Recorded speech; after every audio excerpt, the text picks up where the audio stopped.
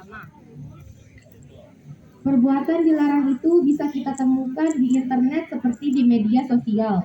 Bahkan, tak jarang perilaku jauh dari agama dilakukan secara langsung. Misalnya dengan menegak minuman keras, tidak sholat, hingga melakukan zina dan tindakan kriminal.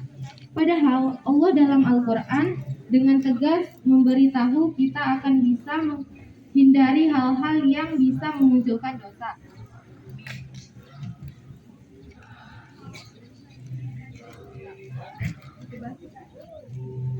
Beberapa cara yang bisa kita lakukan untuk menghindari perbuatan dosa adalah sibuk dengan kegiatan positif, berteman dengan orang yang soleh, hingga rutin ke tempat kajian Islam. Itulah yang bisa saya sampaikan.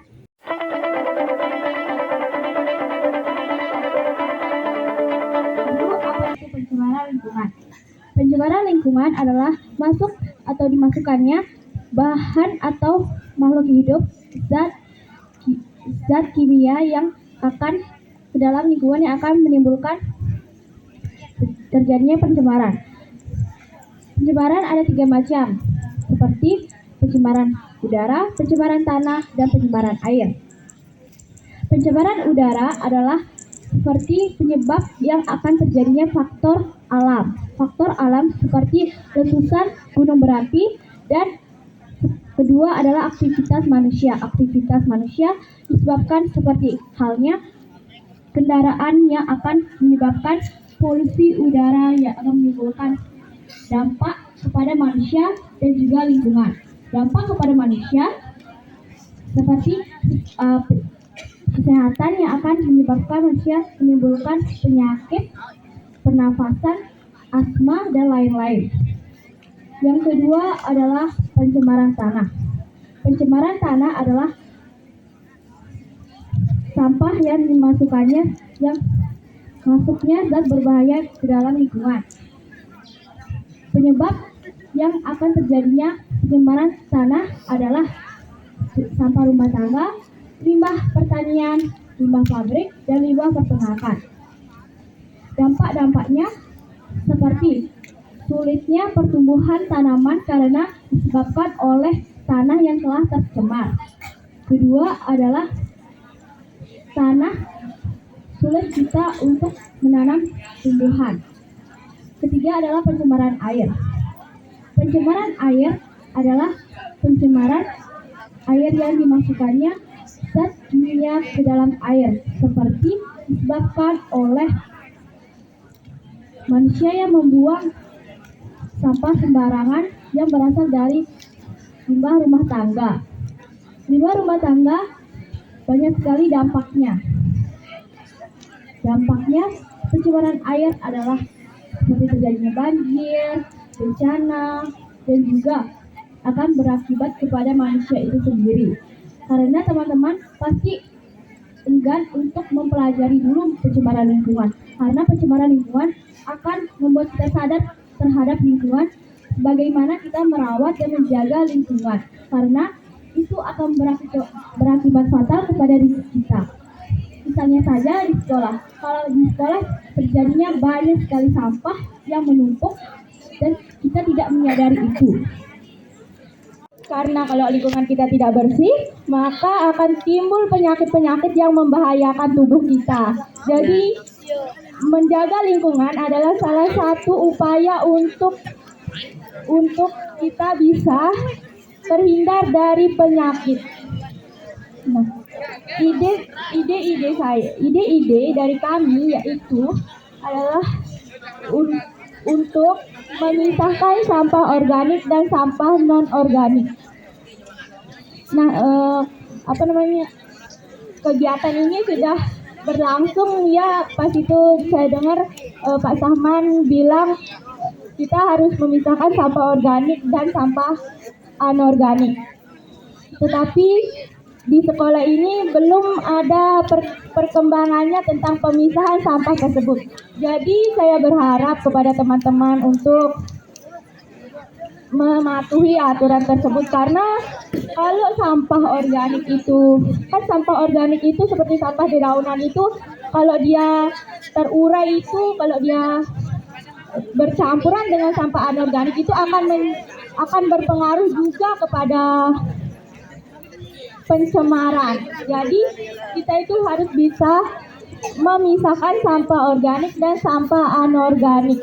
Seperti sampah organik itu banyak sekali manfaatnya bagi kita. Jangan disia-siakan. Bisa juga sampah organik itu kita ubah menjadi pupuk. Kalau tidak bisa menjadi pupuk yang secara langsung, kita bisa membuatnya. Kalau kita tidak mau ribet untuk membuat pupuk, seperti pas saya pergi study tour bersama Bu Rahma dan teman-teman, saya diberitahu dengan ibu siapa namanya? Dengan ibu yang berkaitan dengan pengolahan sampah di Taman Narmada. Dia bilang kepada kami semua bahwa sampah organik itu bisa saja kita buat lubang kecil lalu kita masukkan sampah organik itu di sana, maka sampah organik itu akan terurai di dalam tanah dan itu juga akan menyebabkan kesuburan tanah. Sedangkan sampah anorganik itu juga tidak kalah manfaatnya. Seperti kalau kita sudah memilah sampah organik dan sampah anorganik, nah sampah anorganik itu bisa kita sumbangkan kepada pemulung. Kasihan pemulung kakek-kakek yang ada di sana, boleh dilihat. Nah, kita akan memisahkannya dan lalu akan membagikannya kepada pemulung. Itu kan juga menambah pahala kan bagi kita. Walaupun sebatas sampah, tapi itu kan kasihan kalau kakek-kakek tersebut capek jalan memilah sampah, udah tua lagi tapi semangat loh dia. Masa kita nggak semangat kayak kakek-kakek tersebut? Nah, jadi sampah anorganik itu bisa kita sumbangkan kepada pemulung-pemulung dan bisa juga kita jual ke tempat rongsokan tersebut kan. Dan juga manfaatnya sampah anorganik itu juga sangat banyak. Bisa juga menjadi, pas saya pergi study tour itu saya lihat ada tas dari sampah loh, bagus sekali. sangat kreatif untuk memilah sampah tersebut menjadi barang yang lebih berguna. Tapi kita juga bisa melakukan hal yang seperti tersebut kalau kita mempunyai keinginan. Jadi kuncinya itu adalah kita itu harus memiliki keinginan, jangan bermalas-malasan. Benar, sepakat. Tepuk tangan dong.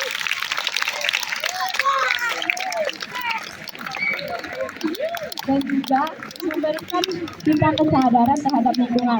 Dan sampah anorganik itu kalau kita buat menjadi tas itu juga sangat berguna. Kita juga bisa membawanya untuk pergi ke pasar kan. Jadinya kita kalau membeli sesuatu itu jangan minta plastik itu, tetapi kita masukkan barangnya di satu tempat. Jadi kan kita bisa menghemat plastik dan juga tidak melimpahnya sampah anorganik seperti yang ada di depan kelas saya ya. Tapi udah ditutup dengan tanah. Dikumpur dengan tanah. Tapi di sana itu masih ada sampah organik dan sampah anorganiknya. Nah, sampah organiknya itu mungkin tidak berdampak pada kesehatan tanah, tetapi sampah anorganiknya itu akan berdampak karena kalau kita menanam tanaman di sana, maka tanaman itu tidak akan bisa tumbuh dengan maksimal karena sampah anorganik itu tidak bisa terurai, yaitu akan terus mengendap di sana. Beda dengan sampah anorganik yang bisa terurai. Organik. Jadi kalau sampah anorganik itu kita kubur, dia itu akan menyebabkan kesehatan tanah itu akan berkurang. Jadi pencemaran tanah. Jadi kita sebagai warga sekolah di sini harus memiliki kesadaran untuk menjaga sekolah kita agar tetap bersih. lingkungan bersih, kita pun juga sehat kan? Tidak mesti baru makan makanan yang enak terus kita sehat. Tidak mesti memakan terlalu banyak memakan sayuran, makan daging. Tetapi itu juga penting bagi kesehatan tubuh kita. Tetapi juga kita harus ingat bahwa kesehatan menjaga lingkungan itu adalah salah satu agar kita bisa hidup sehat. Nah, seperti kan kalau kita banyak menanam udara maka segar nggak?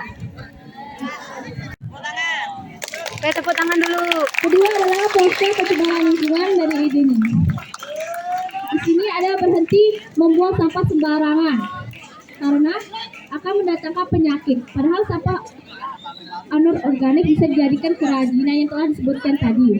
Kedua, ada kita bisa berkreasi menggunakan botol minum plastik dengan cara membuatnya menjadi pot bunga yang indah. Itu juga salah satu ide yang sangat kreatif bagi seseorang yang bisa mencegah pencemaran lingkungan. Ketiga ada stop membuang sampah dan juga kita bisa menggunakan sampah plastik bekas dengan pot untuk menanam tanaman. Kita bisa melakukan di injak jerapah. Bila sembarang membuang sampah, pasti penyakit datang melimpah. Wow, luar biasa. Ada penyembaran tanah bisa dijelaskan? Tara.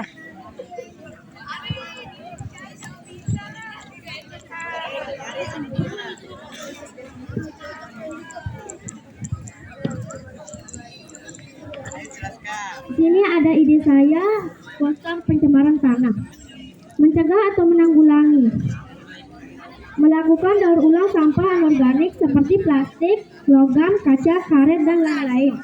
Menjaga kelestarian tanaman untuk mengurangi pengikisan lapisan humus tanah oleh air hujan.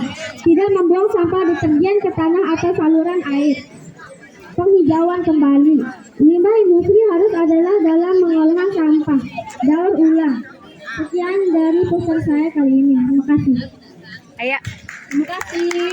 Kita lanjut ke poster berikutnya.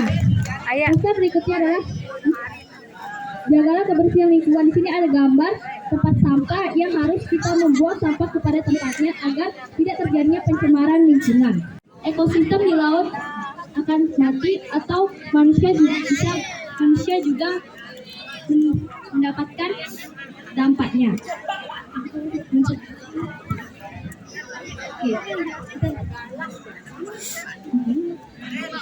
Kita lanjut ke poster berikutnya. Di sini ada sebuah slogan dengan kita bumi kurangi sampah plastik. Seperti membawa tas belanja sendiri agar bisa mengurangi limbah dari plastik. Kalau kita membawa tas tersebut, kita akan bisa mengurangi sampah plastik. Berikutnya ada bawa botol minum sendiri. Bisa juga menghemat limbah plastik atau limbah botol. Tidak lagi menggunakan sedotan. Panas dari minuman bisa melarutkan bahan kimia dalam sedotan akibat kesehatan tubuh bisa terganggu apalagi kalau dilakukan terus-menerus. Membawa kotak makan sendiri juga bisa menghemat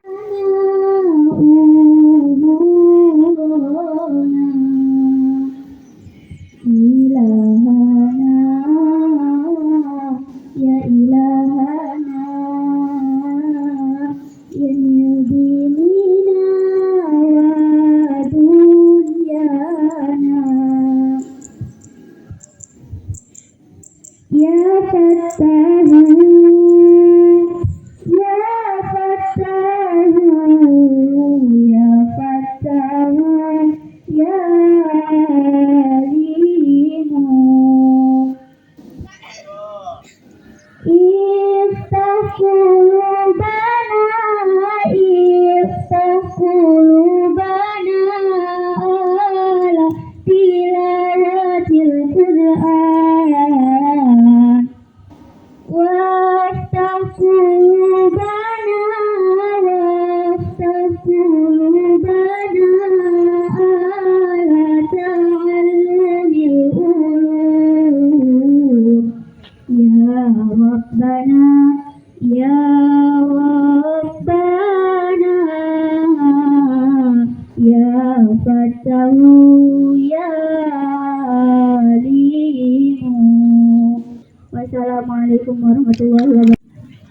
Assalamualaikum warahmatullahi wabarakatuh. Waalaikumsalam warahmatullahi wabarakatuh. Alhamdulillah, alhamdulillahilladzi 'allama bil qalam, 'allamal insana ma lam ya'lam. Assalatu wassalamu ala asrofil anam wa ala alihi wa sahbihi ya nabi kiram amma ba'du. Pertama-tama, marilah kita panjatkan puja beserta puji syukur kita kehadirat Allah Subhanahu wa taala yang telah memberikan kita berbagai macam nikmat, di antaranya nikmat sehat dan sempat, sehingga kita bisa berkumpul di tempat yang insya Allah mulia ini. Kedua kalinya, tak lupa kita haturkan sholawat serta salam atas junjungan alam Nabi besar kita, Nabi Lah. yang telah menuntun kita dari zaman kegelapan menuju zaman yang terang benderang. Dengan kata lain, minaz zulumati ilan nur, yakni ad-dinul Islam.